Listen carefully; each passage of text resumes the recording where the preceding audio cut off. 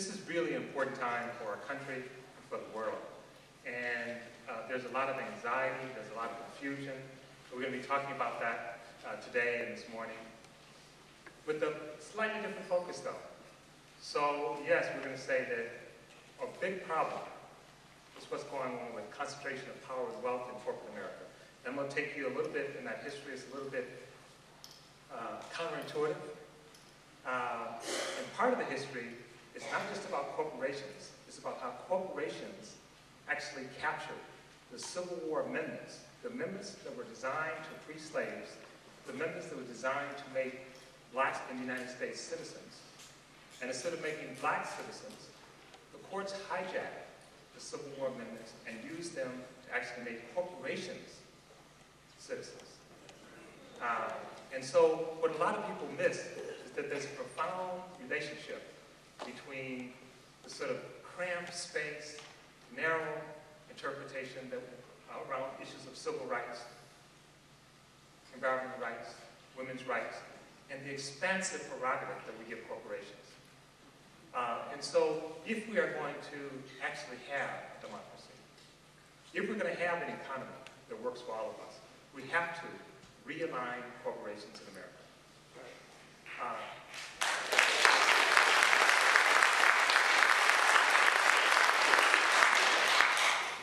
And I think this is one of the most important issues facing us today. And I want to be clear that this is not saying corporations are all bad. And I'll say this in my talk.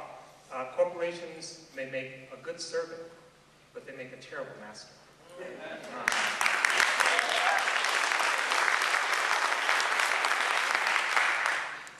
And so what I wanted to do today is take you a little bit through this history, share with you some of the changes that we have to address, and then, let's get to work.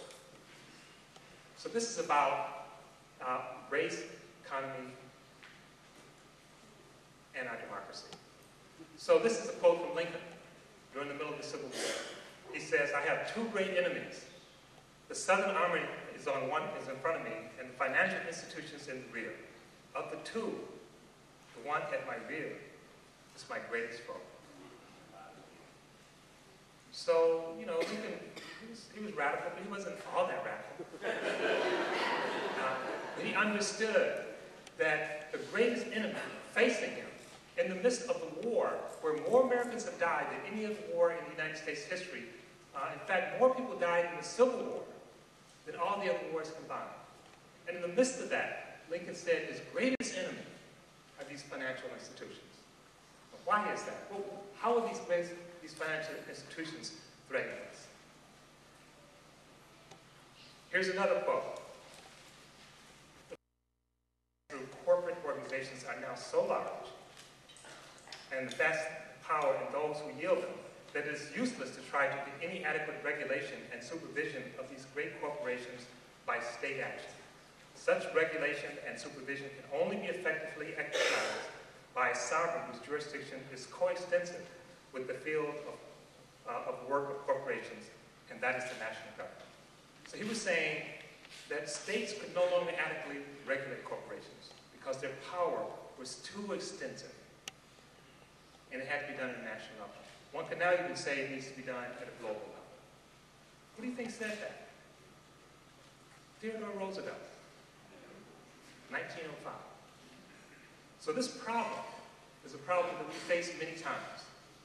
And it's interesting that in 1905, 1910, the country was steeped in a huge fight to take the country back. So this is not the first time we tried to take the country back. But instead of trying to take it back from Obama, they were trying to take it back from corporate America. And I want to suggest to you right now, Obama doesn't have the country. Corporations do.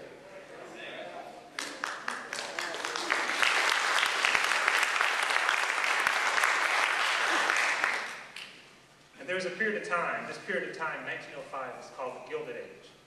It's the age in which there was extreme wealth. It was a period of the great robber barons, the Rockefellers, the Carnegies, the Millers, when they were ripping the country off left and right.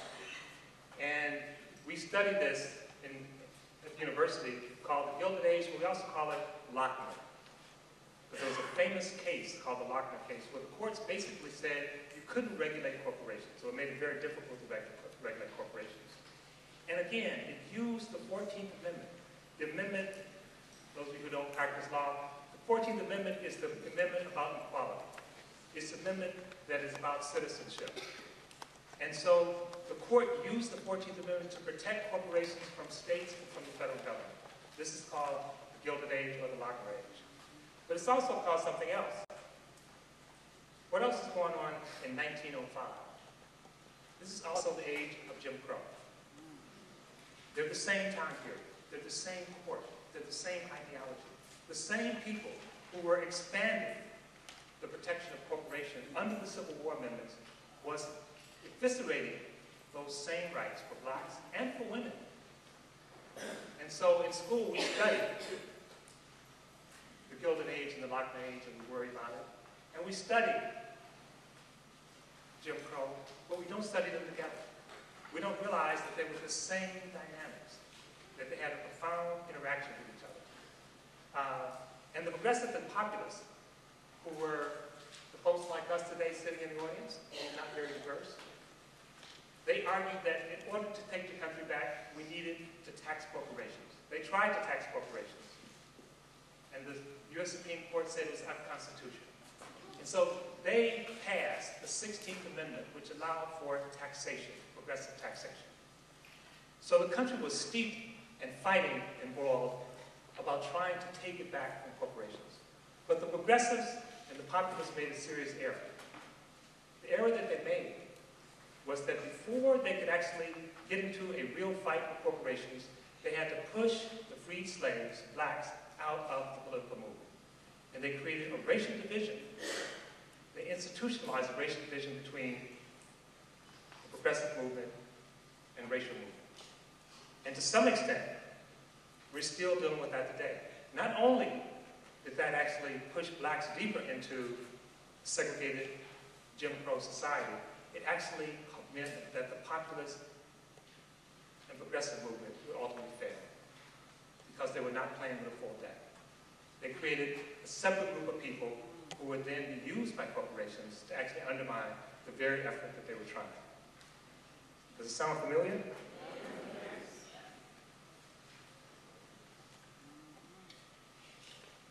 The first time the 14th Amendment was interpreted, this is what the court said.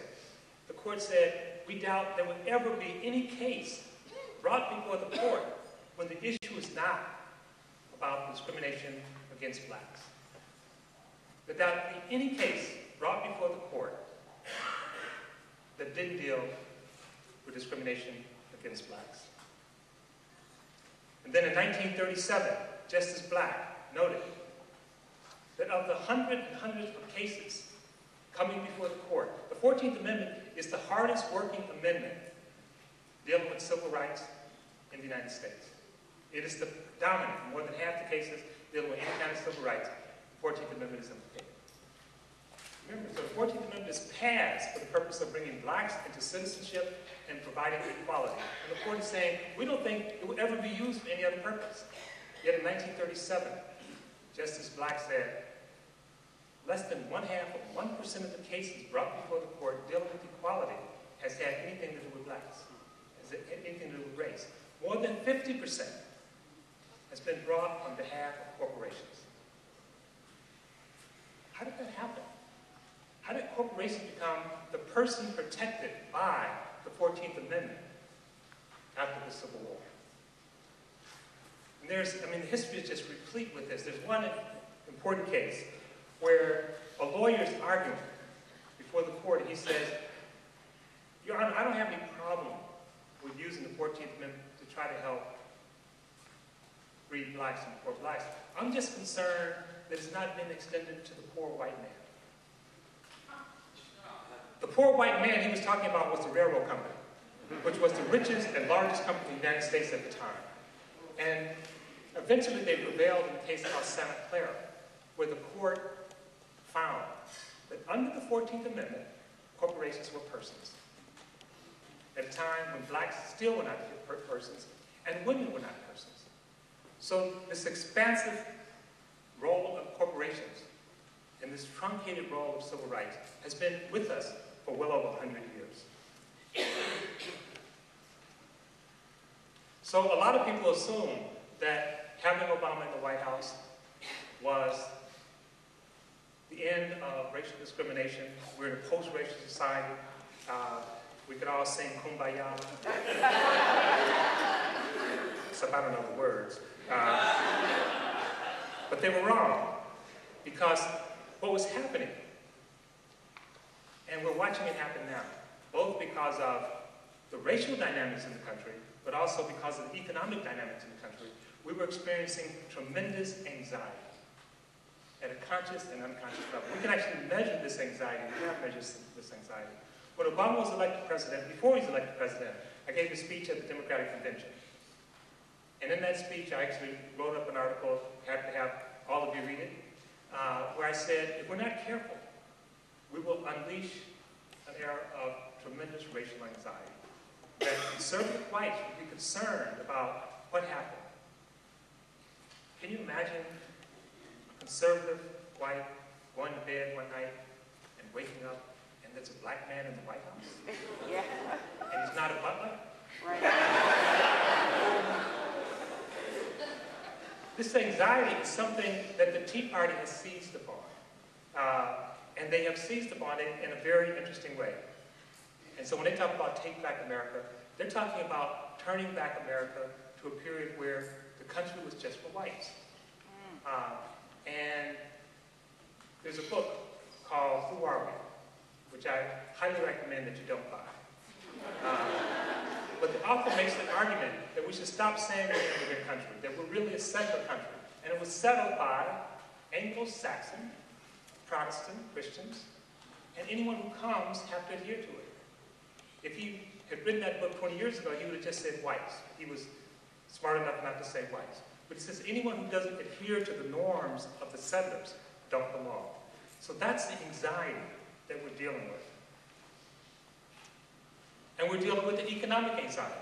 That's huge, and I don't have to talk about that much because all of us are experiencing it directly in our lives.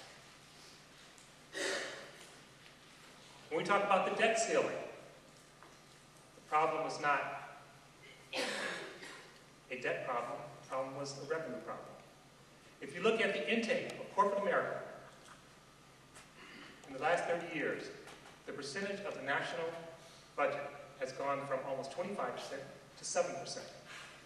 And many economists, even before the current crisis, said that was not sustainable. We've been shifting the obligation of paying for our government from the wealthy to the workers, and it's not sustainable. And we watch those who got it and those who have little have it taken away from them. So you've already heard about how this is going, how this change is taking place. When Roosevelt, the other Roosevelt, Franklin Roosevelt, was in the White House, he understood that in order to protect the country, in order to protect democracy, he had to do something. And his notion was, you could not sustain the economy by having all the money in 1% of the population. You needed consumers. Professor Rice talked about this last night. And Henry Ford understood this. He actually raised workers' wages, and the shareholders sued. They said the purpose of the corporation was not to pay out wages, it was to take as much profit as possible. And so they called it against the law to pay wages high to workers. So what Roosevelt did is he went to corporations and to the public and he said, look, if I'm going to save the country, if I'm going to save capital, we have to do something. We have people out in the streets demanding a change. We need to do something. He also said we need consumers. We need a middle class that can buy and sustain the economy. So those were the two conditions that gave Roosevelt some room. Today, the middle class, at least from the corporate perspective, is in China, is in India, is in Brazil. So the assumption is we need a middle class, but it doesn't have to be in America. It could be anywhere. So there's been a global shift. And so we have to think about a global strategy that actually meets that shift. And we have to be in the streets as we were in the 1930s. So Warren Buffett is asking to be taxed more. And I don't know how many of you saw Fox News, but they were saying, what? Is Warren Buffett a socialist? I don't think so. So, the New Deal was a time to actually break the stranglehold of corporate America. The New Deal marked the end of lockdown, the end of the Gilded Age, but it also marked the beginning of civil rights. In fact, again, there was a very important case called Powell. And in that case, the court changed directions. The court for years had been fighting for protecting corporations, not let the state, not letting Congress really regulate corporations. And Roosevelt threatened to pack the court. He threatened to actually add people to the court because he was getting so frustrated. Every time they tried to do something, the court would strike it down. So he threatened to actually pack the court. So the court blinked. They said, you know what, if you want to regulate the economy, you can. It's, you know, on a rational basis, it's fine. But they also did something else in that same case, and what is the most famous footnote in U.S. history. It's called footnote 4, Carolina Pilots.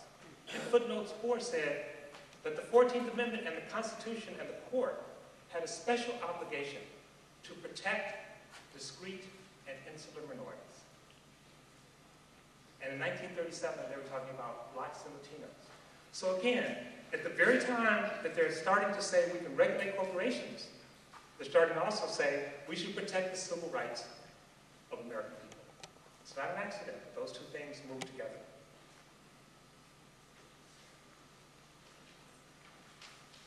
So we're now in a big downturn. It's starting to affect, as Doran said, not just blacks, not just Latinos, not just Native Americans, but all of us. We have a real financial crisis. But the problem is, we don't know how to talk about it. The problem is, I just came from the Federal Reserve meeting, and I was probably one of 40 speakers. And there was, I would say, there were 3 of us that had similar views. The dominant view there was that the problem that took us to this financial crisis is that we made loans to blacks and Latinos that they couldn't afford. And then the banking community, and they're talking about developing new regs, the banking community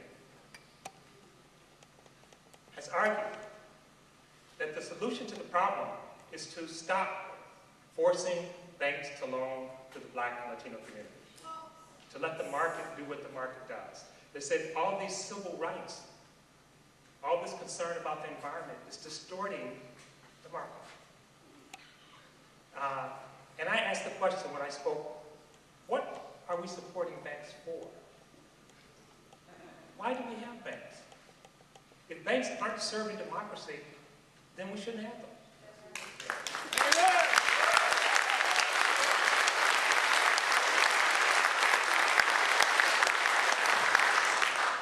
And the administration, whom I work closely with, is in the process of giving the banking community $13 trillion. I'm sure all of you have seen that cartoon where a little kid is in his crib and his parents say, "Johnny, so what do you want to be when you grow up?" He says, "Too big to fail."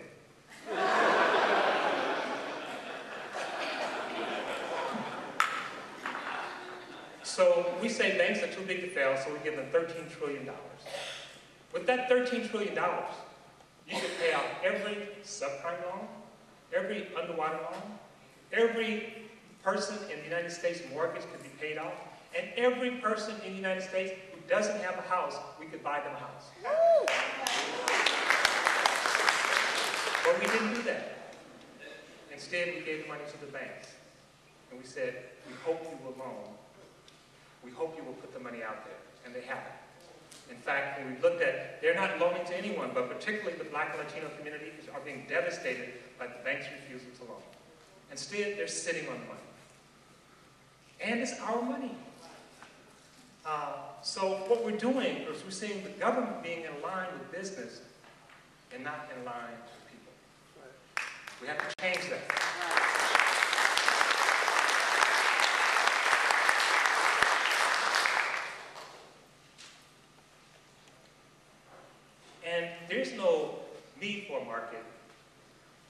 doesn't serve everyone.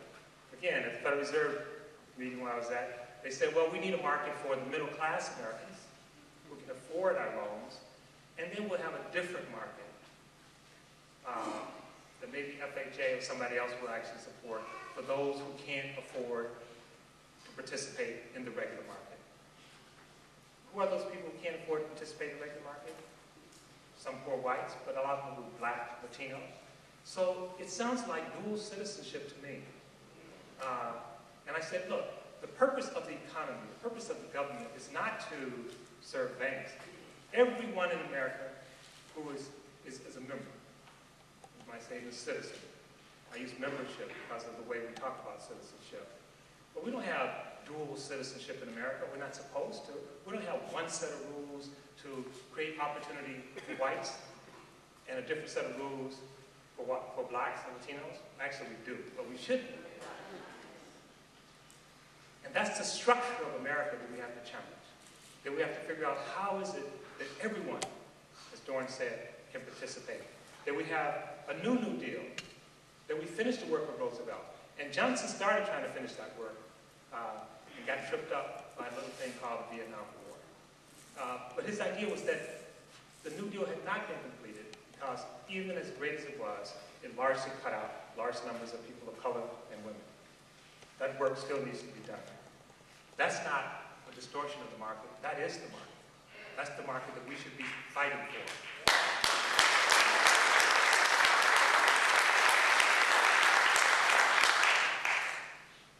So we need a new story. And this story, there's a structure to stories. Oftentimes there's a hero, and there's a challenge, and there's a villain. Sometimes there's love. Sometimes there's sex.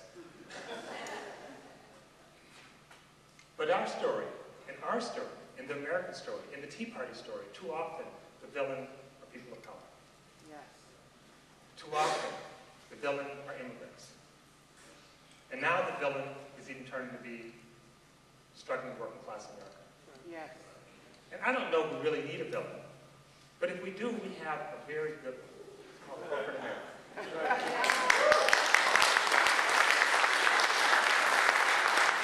And again, and I actually work with corporations, and I always make the point, I'm not anti-corporate. I am concerned with this huge misalignment. And this misalignment is threatening every aspect of our society.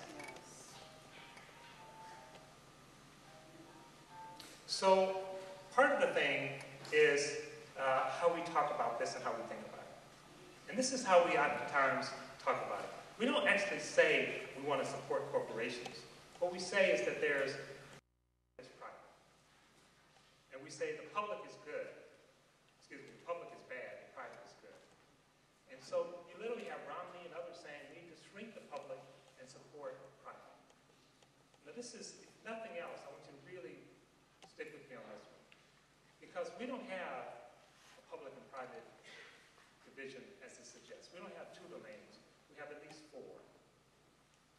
And you can go back to Jefferson and Hamilton to sort of understand this. Adam Smith,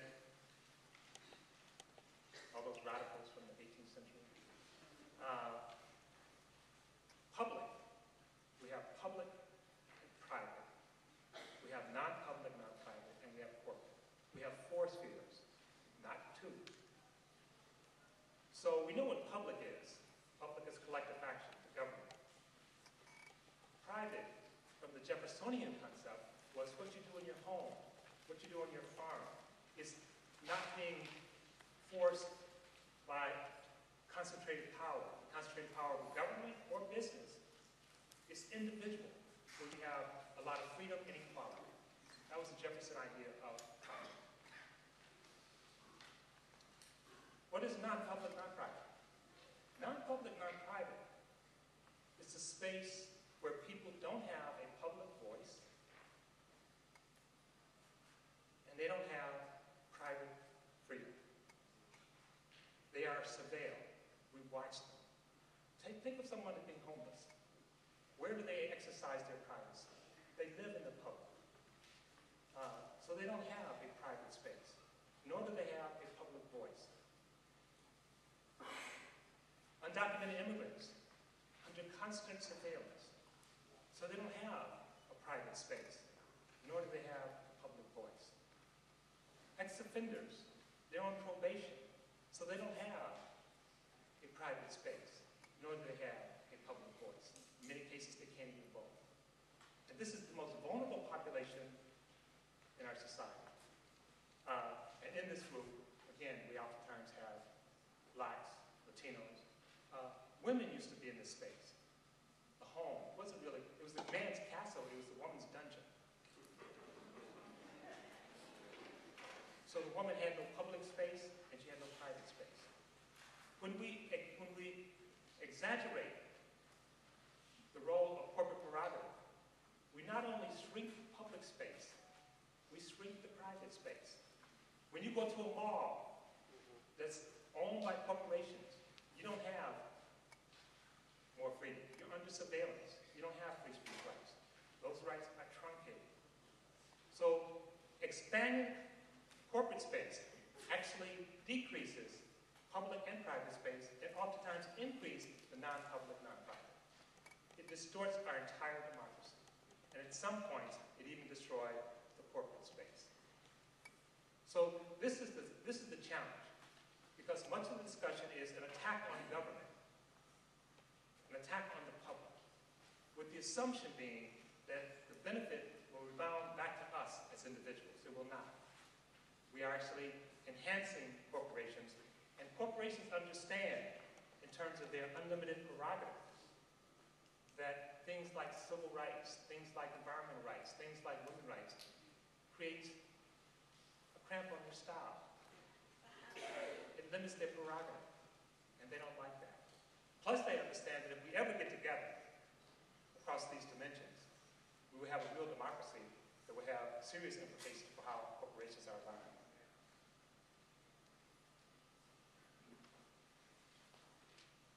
So you have this, I'm not going to try to go over it now, but this is just what I was sharing with you.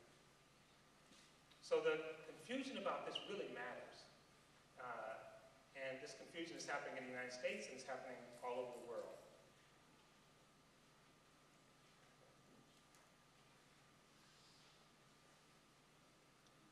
So, you know, I knew the president before he was the president, and probably like many of you, I think at times he can be extremely brilliant, at other times can be extremely frustrating. But this is one of his times being more brilliant. He understands that what the court is doing, this is in response to parts of the case Citizens United, that what they're doing is they're enhancing corporate power. And the court refuses to distinguish between an individual speaker and a corporate speaker. It sees them as the same. When it does that, it actually undermines our democracy. The same court that went to such great lengths to protect corporations actually decided a case called Parents Involved, which again took the 14th Amendment and limited its use in terms of protecting the free African Americans. Take one other case that's particularly interesting. Powell, Justice Powell. Some of you may know, he wrote the decision in Baki, which was the case that really led to color blindness. Before Justice Powell was a justice, he was a lawyer for corporate America. And he wrote a memo, you can go home and Google it, called the Powell memo. This memo was, how does corporate America take back America for corporations? That was his strategy. And he talked about civil rights, labor movement, and environmental movement being a cramp on corporate style. This is the 1960s. He said, in order for corporations to do what they need to do, they needed to organize. Sound familiar? Corporations in the 1960s, according to then Attorney Powell, didn't have enough power. They needed to organize. They needed to take back America. They could do it through the courts. So when Justice Powell became Justice Powell, he actually was the father of modern-day Lockman.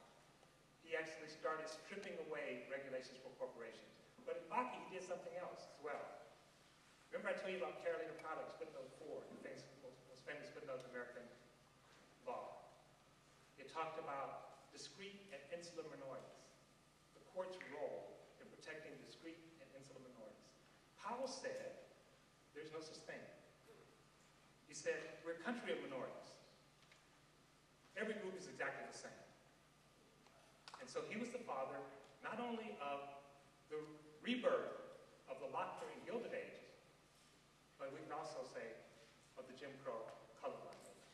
Same person. It's not an accident. And we're still struggling with that now. So I'm running out of time, so I'm going to go through this quickly. PowerPoint will be made available to you. So I want to take you to the resource. So we know that when unions were strong, that the country was strong. And the unions never feel their aspiration in America. And part of the reason that they didn't feel the aspiration in America was because of racism. In the 1940s, the unions understood that they could never be as strong as they wanted to be while the South was unorganized. And so they started a project called Operation Dixie, which was to unionize the South. And in response to that, the South bolted. They had supported FDR and the unions during the 1930s when the unions would be all white. When they realized that unions wouldn't be all white in the South, they said, we're not having that. And they bolted. And they supported the Taft-Hartley Act, which actually eviscerated unions, and the unions have never recovered. So again, race plays a central role, not only in unions, but in creating a counterforce for corporations. And some people argue that the civil rights movement, as it has brought more people into the country, into the public space, has actually caused realignment, both in the South and in the country. So, I'm sure many of you know that history, and we often talk about working class whites voting against their interests. And I want to suggest that's not quite right. They may be voting against or working against their economic interests, but they're actually voting for some version of their white interests. And in fact, it's not even just interests. They're actually voting for or fighting for what I would call their racial identity. There's been a lot of work talking about when whiteness was created in the 17th century. It was a middle stratum. Whites were not the elites. The elites were corporations. Virginia was a corporation. They weren't white. They were rich Europeans, rich English people. They didn't consider themselves white. I don't have time to go through all of it, but basically they created a middle stratum. European, English workers and African workers had come together and had a huge, successful revolt against the elites, demanding more democracy, demanding economic reform. And the elites then created the middle stratum. They created patrols that these new European workers would participate in controlling the blacks, or Africans, and an allegiance with the elite. So it was controlling the bottom and identifying with the top, the middle stratum. And that is what largely constituted white identity. And that confusion still operates. So you have middle-class whites, working-class whites identifying with the elites and feeling their role is to actually police the other. So part of what's needed is a new identity. It's not simply interest, because people's identities are being threatened by the huge migration of the racial other. And we need to address that in much more sophisticated ways. So diversity is creating tremendous anxiety. So what does Jeffrey Sachs, Robert Putnam, and Tim Weiss have in common? Okay, they're all white men, but I was talking about something else. They all have been saying for the last 2 years that one of the greatest things threatening the United States and the world is diversity. Because as Europe and the United States become more diverse, it creates anxiety. And support then for public space, for public institutions, for public infrastructure, for schools actually start to decline. So the racial anxiety, the other anxiety, is fundamental in terms of withdrawing support for public space. Supposedly in favor of private space, but instead in favor of corporate space. So we have to figure out a way of addressing that, and have to figure out a way of making this a space, not just in terms of interest, but in terms of identity, where we all can participate. And I think we're ready for that, but we don't have a language for it, we don't have an understanding for it, and I believe that's part of the challenge. And I'm not going to show you this video, but it's Tim Weiss basically setting that out. This is another one, the Jon Stewart show, where he actually talks about, he had clips of Tea Party people and right-wing Republicans describing poor people as non-human. So if you don't see people as human, you don't want to affiliate with them. You want to penalize them. And I'll end by just saying this, last two things. Some of us know that this is a radical thing of not taxing the rich, no new taxes. Well, many Republicans have found the tax that they actually like against the poor. They're saying the poor are not paying their fair share. I'm serious. I'm serious. So their hostility toward the poor is palpable. The poor, in a sense, is the racial other, whether they're white or otherwise. And so part of it is we have to expand this notion of who we are and of our circle of what I call human concern. And in terms of doing that, we also must make sure that the circle includes all humans